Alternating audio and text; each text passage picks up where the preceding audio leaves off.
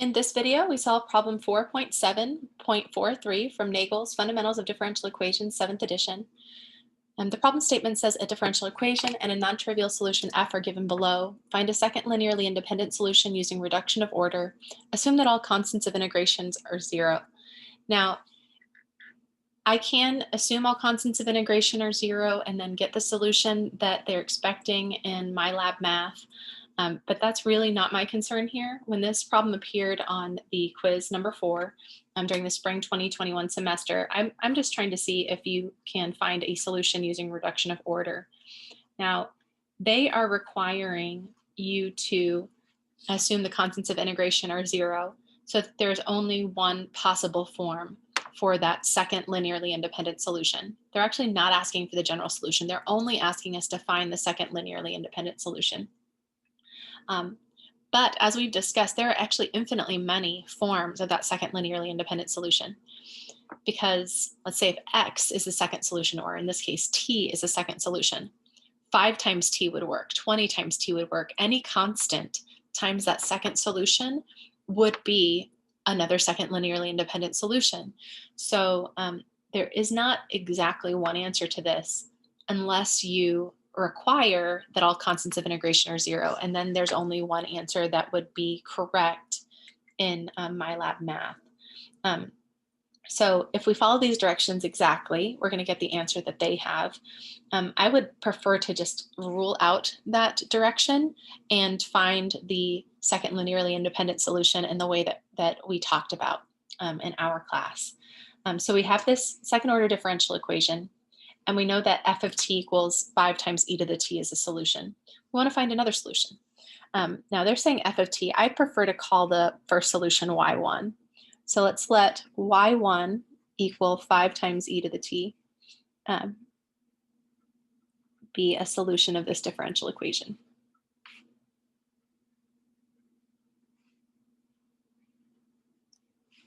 Now, if you wanted, you could even get rid of the 5.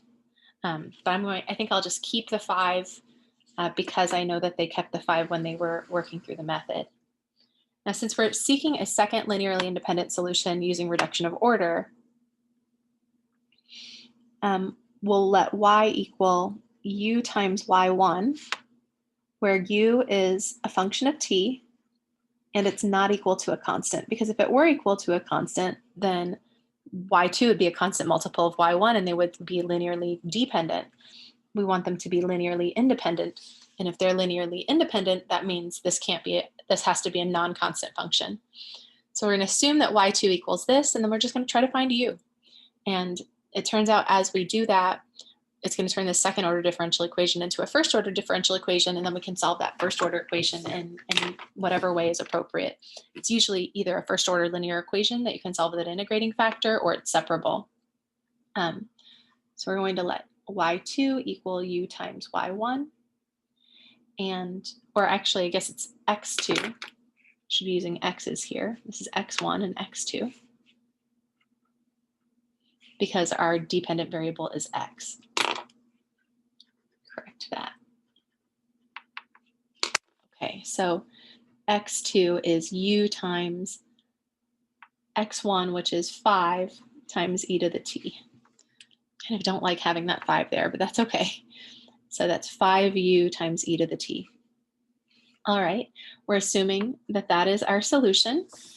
For some unknown function u, we're just going to try to figure out what u is. So we will take the first and second derivative of this function and substitute into the differential equation. Now, for the first derivative, we have to use the product rule because I've got a function of t times a function of t. According to the product rule, the derivative of this product is derivative of the first times the second plus the derivative of the second times the first. Okay. And our second derivative is going to require us to use the product rule twice, with the product rule here, and then the product rule here, where this is our first function, and this is our second function, and this is our first function, and this is our second function. So we have, according to the product rule, derivative of the first times the second, plus the derivative of the second, which is e to the t, times the first undifferentiated. That's for that first term.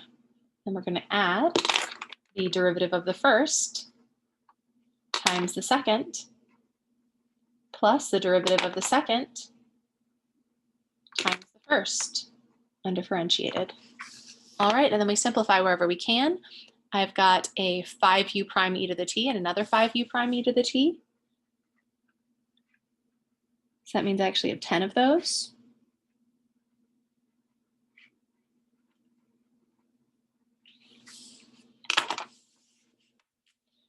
And that's as much as that simplifies. Okay. And now we're assuming that this is a solution to the second order differential equation, so we want to substitute into the differential equation. If it is a solution for some value of u, then these functions should satisfy that equation.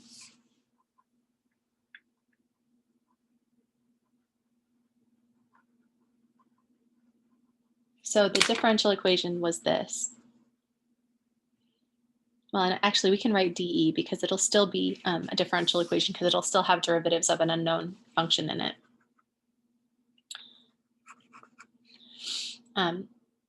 We've got t times x sub 2 double prime. So that's this.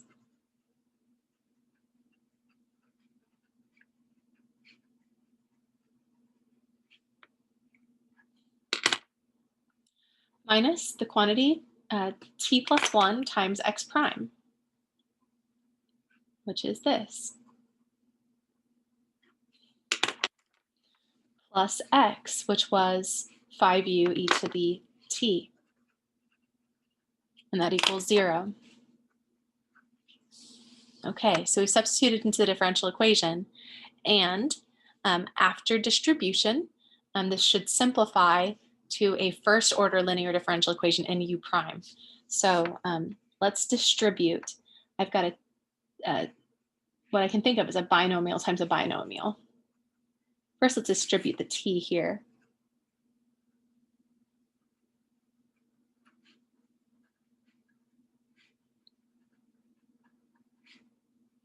Over here I have minus, and then I have this times this. So first times first will give me that. Outer times outer will give me a 5tu e to the t times -1. Inner times inner is going to be a -5u prime e to the t. And then last times last is -5u e to the t. Of course, those would be positive, but I'm distributing that negative to everything. So I've got 1, 2, 3, 4 negative terms that came from that distribution. And then we have the positive 5u e to the t at the very end equals 0. Now this reduces with this, so that's good. And let's see, does anything else reduce? We've got a 5tu e to the t and a 5tu e to the t. Those guys are gone. And I've got a 10tu prime e to the t minus 5 of those, so that's going to leave me with 5 of those, but then I subtract. Oh, no, that's fine. Those are the only like terms. There's no t on that one. So we end up with this 5t u double prime e to the t, and then this with this combined gives me a positive 5t u prime e to the t minus 5u prime e to the t equals 0. And I guess we divide out the 5.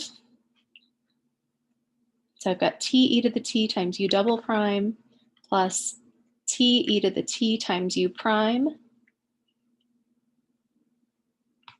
minus 5, or I've divided out the 5, u prime e to the t, or you can write that in the reverse order.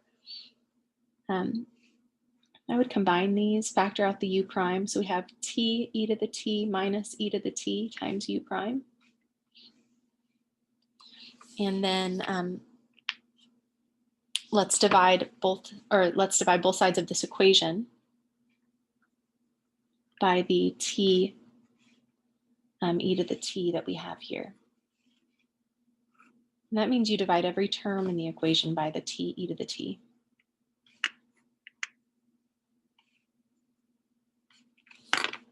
So these will reduce.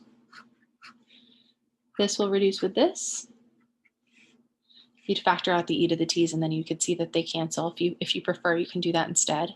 And of course, 0 divided by anything is just 0. So what we end up with is u double prime plus t minus 1 divided by t times u prime equals 0. And that is first order linear in u prime. So what did we do? We substituted into the differential equation, then we simplified for a very long time.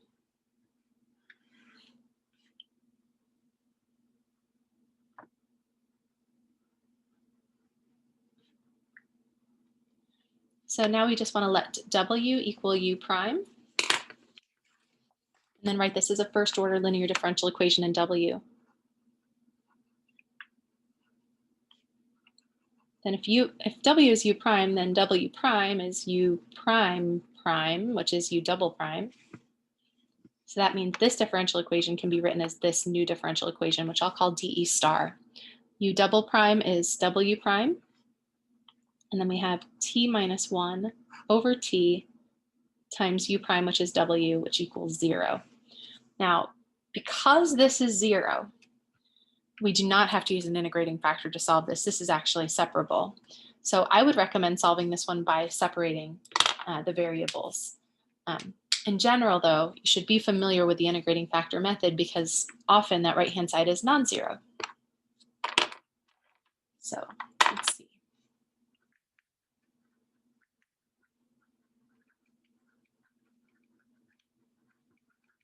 Happens to be separable. Now, since it's separable, let's subtract this from both sides and write this as dw dt.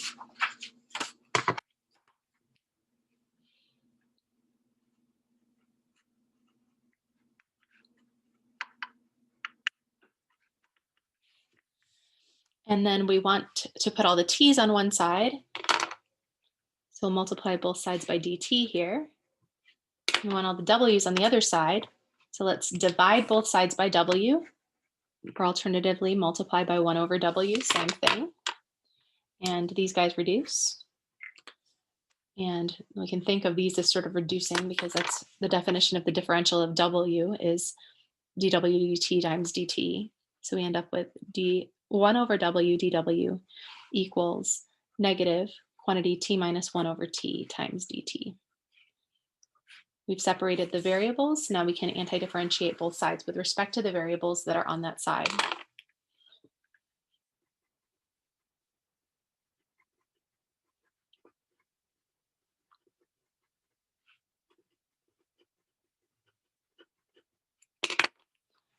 So this is natural log of the absolute value of w plus a constant. I'm going to let the constant on the right absorb the constant from the left. Over here, I need to do a little algebra first. Maybe let's distribute that negative 1 through the parentheses. So we'll have negative 1 times t, and negative 1 times negative 1 is positive 1. All of that's divided by t. Then you want to take each of these terms and divide by t. Negative t divided by t is negative 1. And then we've got a 1 over t over here. Okay. Now we'll evaluate this. The antiderivative of negative 1 is negative t. The antiderivative of that piece is natural log of the absolute value of t. Then we'll add a constant. Okay, so now we have that. Now w was just something that we made up so that we could solve this differential equation involving u. So usually we back substitute at some point. But usually I like to get w by itself before I substitute. So let's solve for w by exponentiating. To get rid of this log, we'll say e to this power equals e to this power. So we have absolute value of w over here. So that means that w equals plus or minus whatever we have over here. Now, another thing to remember with this is you've got a sum of expressions in the exponent.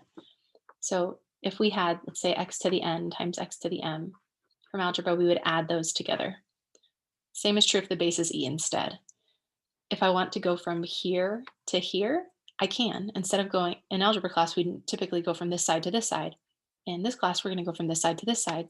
So this e to the this plus this is actually e to this power times e to this power times e to that power, because it's multiplication over here. It's like thinking of it as n copies of x and m copies of x. Well, how many copies of x do you have? Well, you have n plus m of them now. Same is true here. It doesn't quite work in the same way. You can't think of it as a count, but the idea is the same. The algebraic manipulation is the same, and it turns out to hold. Plus or minus e to some constant power, that's just a different constant. So I'm going to call that constant C1. And then e to this power is going to give me the absolute value of t. And then that e to the negative t doesn't reduce, doesn't simplify at all. Now t can't be 0. But we were told at the beginning that t was greater than 0. Since t is greater than 0, the absolute value of t is just t. So we have this right here as our w. Now, given that they told us to let all the constants of integration be 0, we could have just set that equal to 0, which would mean there would be no e to the c here. We technically still have the plus or minus, and they would just leave it off. But I'm going to keep it. I'm going to keep it there for right now. So this is our w, and now that we've solved for w, let's back substitute. W is actually u prime.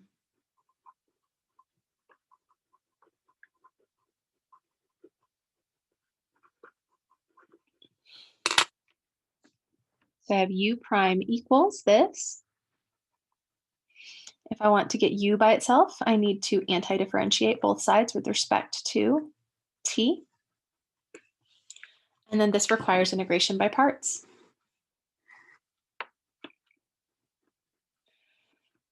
I will take the polynomial as my u. It's not the same type of u that we have here. It's a different u, so I'm going to call it u star. Everything else is dv.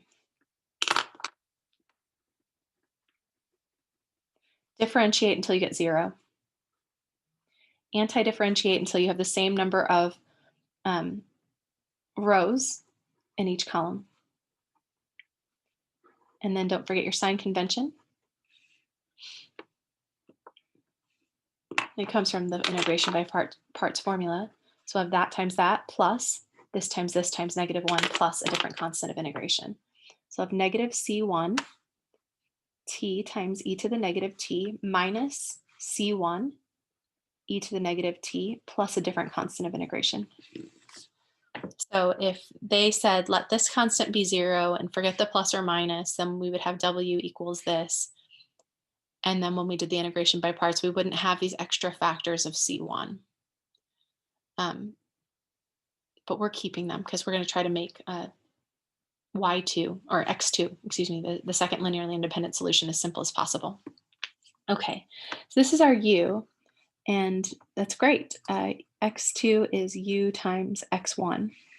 Now, I don't want a constant times x1 as part of my x2, so we will choose C2 to be 0 so that we don't have this C2 times x1 as part of x2.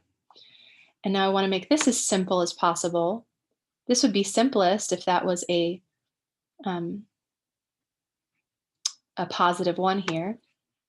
Well, actually, yeah, if this was a positive 1. So let's choose C1 equals -1. So that would make our u, in that case, t e to the negative t plus e to the negative t.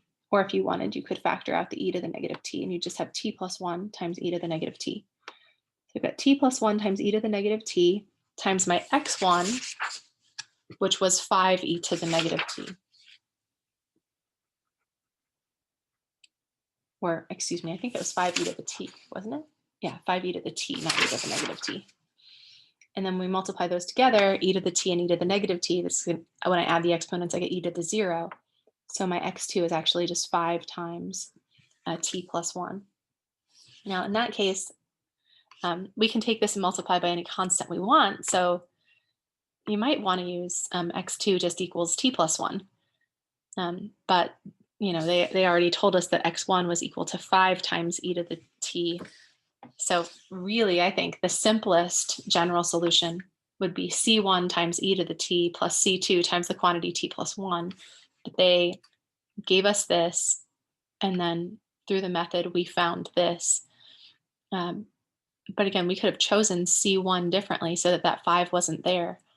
If I chose that C1 to be -1/5, then I would have a positive 1/5 here, and a positive 1/5 here, and a positive 1/5 there, and a positive 1/5 there, and a positive 1/5 there, and then I would have t plus 1. So x2 equals t plus 1 is a second linearly independent solution.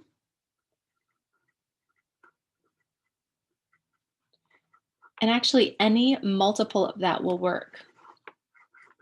I believe if you follow the MyLab math method directly, choosing all the constants to be 0 in just the way that they are expecting you to, their x2 was -1/5 t minus 1/5 because of all the choices that they made. But look, if you multiply that by -5, you get this. So there are infinitely many second linearly independent solutions, but they're all going to be multiples of t plus 1. So this will work. This would work. 5 times t plus 1 would work. There are just lots of possibilities. When I chose C1 equals -1/5, that's when I got this version of it. And I modified everything by multiplying all these pieces by 1/5 to get the t plus 1. Okay, so I hope that helps you. I know I've worked this problem before, but with different coefficients, but I wanted to work it at least one more time so that you would have a solution with a video in your quiz key for quiz number 4. So this is the page that will go with problem 4.7.43 in your quiz number 4 quiz key.